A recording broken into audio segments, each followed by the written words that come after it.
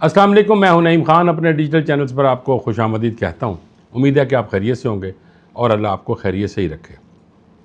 Video میں آگے بڑھنے سے پہلے آپ سے التماس ہے کہ ہمارے چینل کو سبسکرائب کرنا مت بھولیے گا، بیل آئیکن کو پریس کر دیجیے گا، اور اگر ویڈیو اچھی لگی تو لائک اور شیئر ضرور کیجیے گا۔ ہفتے کے روز جب عباس عراقچی عمان کے لیے روانہ ہوئے تو ایک نئی گفتگو شروع ہو گئی کہ اب مذاکرات سست روی کا شکار ہو گئے ہیں اور ایران امریکہ جنگ میں پاکستان اب ایران کا ساتھ نہیں دے گا۔ سوشل میڈیا پر ایک نئی بحث چھڑ گئی، مگر کل ساری دنیا اس وقت حیرانگی کا شکار ہوگی، بلکہ حیران ہو گئی کہ عباس عراقچی عمان سے دوبارہ پاکستان آئے اور فیلڈ مارشل سے کئی گھنٹے بات کی۔ اب بڑی اہم چیز یہ ہے ناظرین کہ جو میڈیا ہے نا، اس کو بریکنگ نیوز چاہیے ہوتی ہے۔ فوراً بریکنگ نیوز مل گئی، سب نے اس پہ بحث کرنا شروع کر دی کہ یہ واپس آئے ہیں تو کیا بات ہے، کیا ہوا ہوگا، اور نئے تبصرے اور نئی باتیں شروع ہو گئیں۔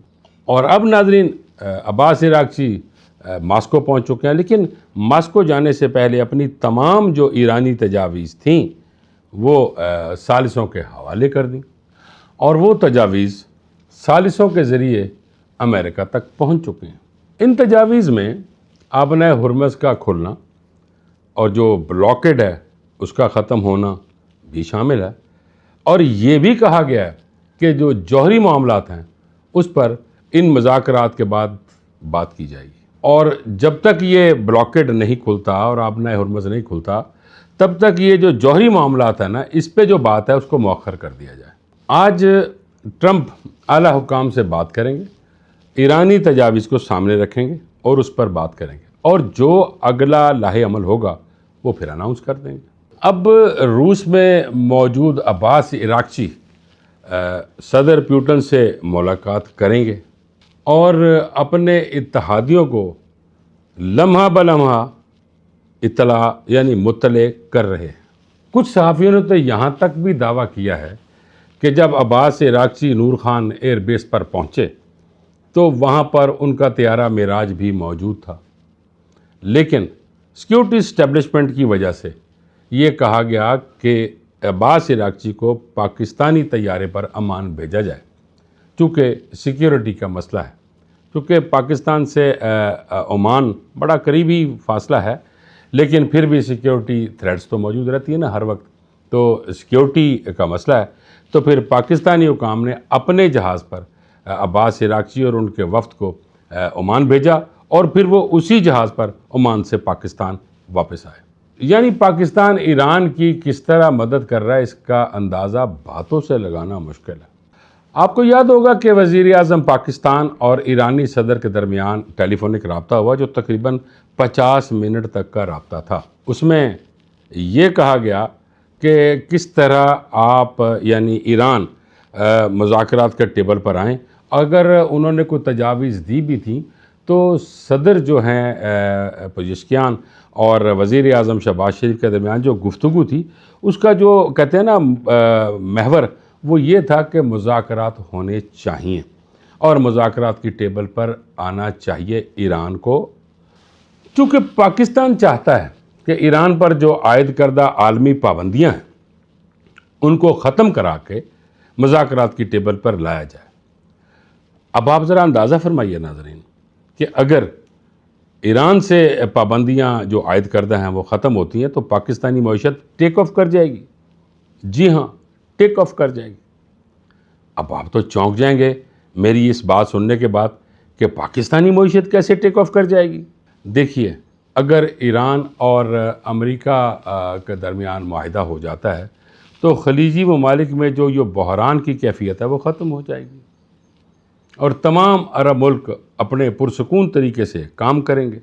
اور جب یہ تمام خلیجی ممالک اپنے جو اس وقت جو پریشانی ہے، جو صورتحال ان کے لیے بنی ہوئی ہے، اگر وہ اس معاہدے کے بعد ختم ہو جاتی ہے تو پاکستان بھی اس میں ایک نمایاں حیثیت رکھتا ہے، اور پاکستان کو اس خاتمے کے بعد خلیجی ممالک کے اندر جو ایک ایکٹیویٹی جاری ہوگی پاکستان کو بھی ایک نمایاں حیثیت حاصل ہوگی۔ میں آپ کو ایک بات بتاؤں کہ صدر ٹرمپ کہہ رہے ہیں کہ اپنے آبنائے ہرمز کو بند کر رکھا ہو، ایسا بلاکٹ کر رکھا ہوا کہ وہاں سے کوئی چیز نہ آ سکتی نہ جا سکتی، لیکن ہر روز ناظرین 10 جہاز وہاں سے گزر رہے ہیں، اور پچھلے ہفتے تو تقریباً 140 جہاز وہاں سے گزرے اور انہوں نے وہ ٹول یعنی ٹول بھی ادا کیا اور وہاں سے گزر گئے۔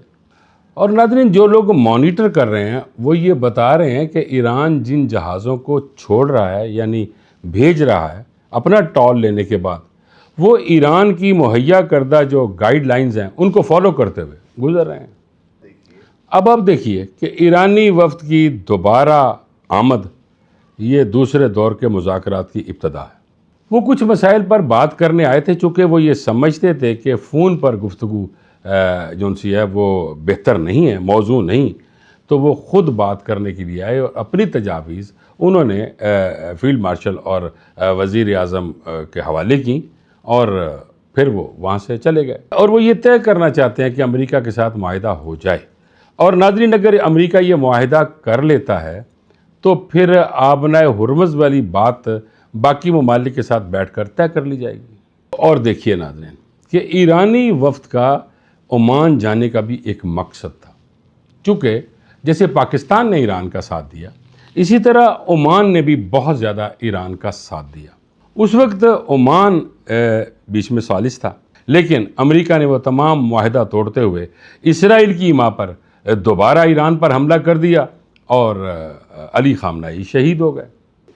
اب آپ دیکھیے ناظرین کہ ایران کا سعودی عرب، ترکی، قطر، پاکستان، عمان، چائنا اور رشیا کے ساتھ رابطے کا مقصد صرف ایک ہی ہے کہ جو بھی معاہدہ ہو اس پر منوان عمل ہو، نہ کہ اس طرح ہو جیسے جنیوا میں ہوا کہ وہاں بات ہو رہی تھی یا حملے ہو رہے تھے، اور پھر عمان نے ثالثی کی تو عمان کی ثالثی کو چھوڑ کر اور پھر اسرائیل کے کہنے کے اوپر ایران پر حملہ کیا اور بہت ساری شہادتیں ہوئیں۔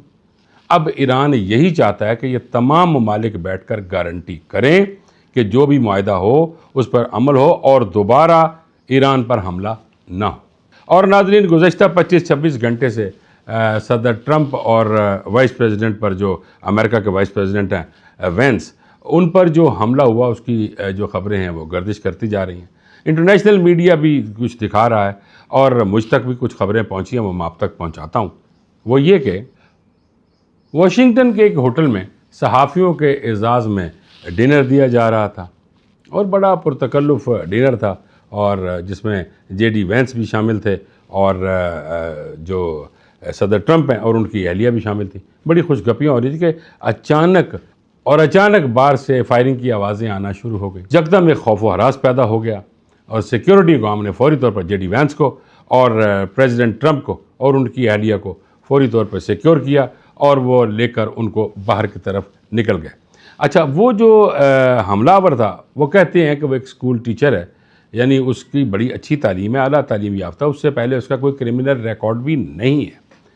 اچھا، اب اس نے مختلف جگہ سے فائرنگ شروع کر دی۔ وہ ہوٹل کے ایک ایسے کمرے میں تھا جس کمرے کو عام یعنی کوئی خاص کمرہ نہیں تھا، کوئی عام کمرہ تھا، وہاں پر اس نے اپنی ہتھیاروں کو جوڑا اور باہر آ کے اس نے فائرنگ کرنا شروع کر دی۔ بعد ازاں اس کو گرفتار بھی کر لیا گیا، اور اس حملہ آور کا نام کول ٹوماس ایلن ہے، جو کہ ایک پڑھا لکھا آدمی، اور اس کا کوئی پہلے کرمنل ریکارڈ بھی نہیں ہے، لیکن اس کے باوجود بھی اس نے آ کر یہ حملہ کیا۔ کہنے والے یہ بھی کہتے ہیں کہ اس کا تعلق ٹرمپ کی مخالف جماعت ڈیموکریٹ پارٹی سے ہے، اور ڈیموکریٹ پارٹی نے اس کو تیار کیا، کہا کہ بھئی تمہارے پاس تو کوئی کرمنل ریکارڈ بھی نہیں ہے، اور تم اسکول ٹیچر بھی ہو، تمہارا ایک نام مقام ہے، تو اس لیے تم پر شک بھی نہیں کیا جا سکتا، اور تم جاؤ اور جا کر ٹرمپ کو مار دو اور اس کی جو باقی جو ساتھی ہیں ان کو بھی مار دو۔ اور وہ یہی ایم لے کر وہاں سے چلا۔ اب وہ دیکھیے نا ناظرین، یہ سیاسی جماعتیں آپس میں ایک دوسرے کی رائیولری میں کیا کیا کر جاتی ہیں، یہ ہر ملک میں ہوتا ہے، یہ صرف امریکہ میں ہی نہیں ہے۔ اور میں یہ صرف کوئی امریکن کی کوئی خوشنودی کی خاطر نہیں کہہ رہا، بلکہ یہ ہر جگہ ہوتا ہے، چونکہ جو سیاسی مخالفین ہوتے ہیں وہ ایک دوسرے کے مخالف ہمیشہ رہتے ہیں، اور کوشش میں اور اس تاڑ میں رہتے ہیں کہ کہاں کوئی بات ہو تو اس پہ بات کریں، کہاں کوئی موقع ملے تو مار دیں۔ تو ایسا سلسلہ ہوتا رہتا ہے۔ ناظرین، اب دیکھتے یہ ہیں کہ روس سے بات چیت کے بعد عباس عراقچی کیا بیان دیتے ہیں اور کیا روس درمیان میں آتا ہے۔ بقول ٹرمپ کے کہ چائنا نے پہلے گارنٹی کی کہ ایران کچھ نہیں کرے گا اور جو معاہدہ کرے گا ٹیبل پر صحیح کرے گا، پھر پاکستان ثالثی کر رہا ہے۔ اسی طرح عرب ممالک بھی پاکستان کے ساتھ ہیں۔ اب ایران یعنی عباس عراقچی رشیا چلے گئے۔ مسئلہ صرف سم اپ کرنے کا ہے کہ کس طرح سم اپ کیا جائے ساری چیزوں کو، اور وہ سم اپ یہ ہے کہ جو بھی مذاکرات ہوں اس پر عمل درآمد کیا جائے اور آئندہ ایران پر حملہ نہ کیا جائے۔ ان سب کی گارنٹیز بیچ میں شامل ہوں گی تو شاید امریکہ اس جو واردات ہے یعنی جو کرتا ہے وہ جیسے جنیوا میں مذاکرات اس نے کی، آئندہ وہ باز رہے گا اور نہیں کرے گا۔ ناظرین، اب تک کے لیے اتنا ہی۔ اگلی ویڈیو میں آپ سے ملاقات ہوگی۔ مجھے اجازت دیجیے۔ اللہ نگہبان۔